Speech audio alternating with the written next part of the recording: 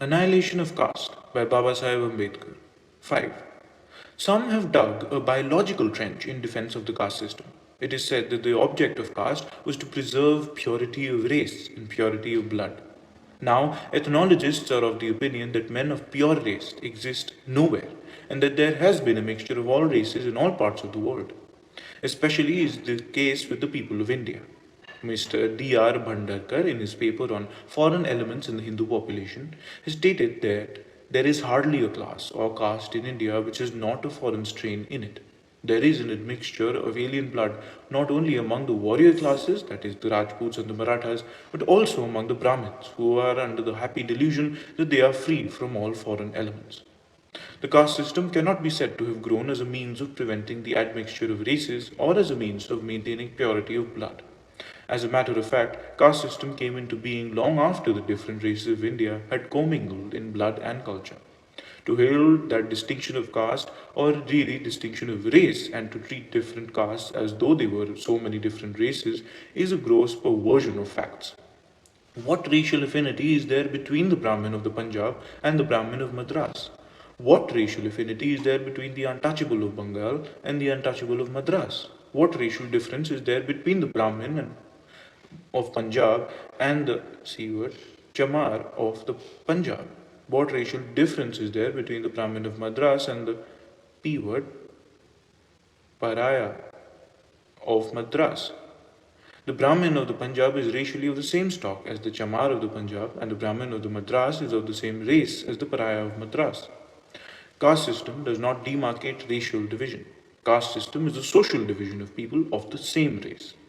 Assuming it, however, to be a case of racial divisions, one may ask, what harm could there be if a mixture of races and of blood was permitted to take place in India by intermarriages between different castes? Men are no doubt divided from animals by so deep a distinction that science recognizes men and animals as two distinct species.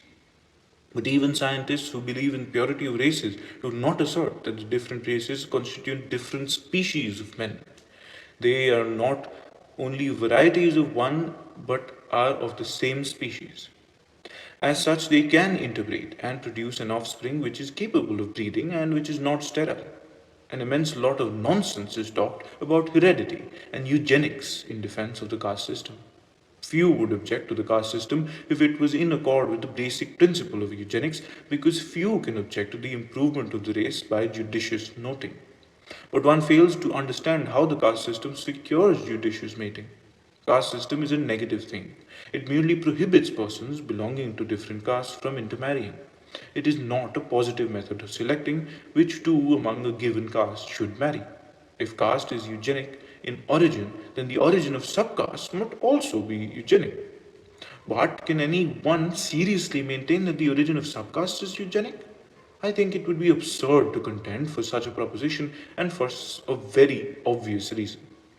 If caste means race, then differences of subcastes cannot mean differences of race, because subcastes mean ex hypothesia subdivisions of one and the same race.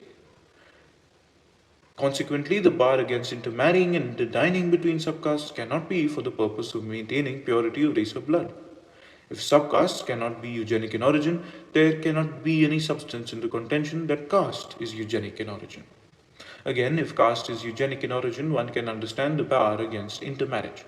But what is the purpose of the interdict placed on interdining between caste and subcaste alike?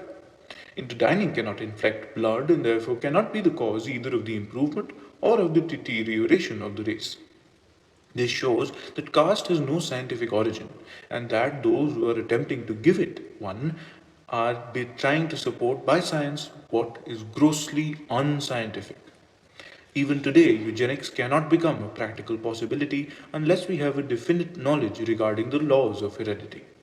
Professor Bateson, in his Mental Principles of Heredity, says there is nothing in the descent of the higher mental qualities to suggest that they follow any single system of transmission. It is likely that both they and the more marked developments of physical powers result rather from the coincidence of numerous factors than from the possession of one genetic element. To argue that the caste system was eugenic in its conception is to be attributed to the forefathers of present day Hindus a knowledge of heredity which even the modern scientists do not possess. A tree should be judged by the fruit it yields. If caste is eugenic, what sort of a race of men it should have produced? Physically speaking, the Hindus are C3 people. They are a race of pygmies and dwarfs, stunted in stature and wanting in stamina. It is a nation of 9/10 of which is declared to be unfit for military service. This shows that the caste system does not embody the eugenics of modern scientists. It is a social system which embodies the arrogance and selfishness of a perverse section of the Hindus who were superior enough in social status to set it in fashion and who had the authority to force it on their inferiors. The end.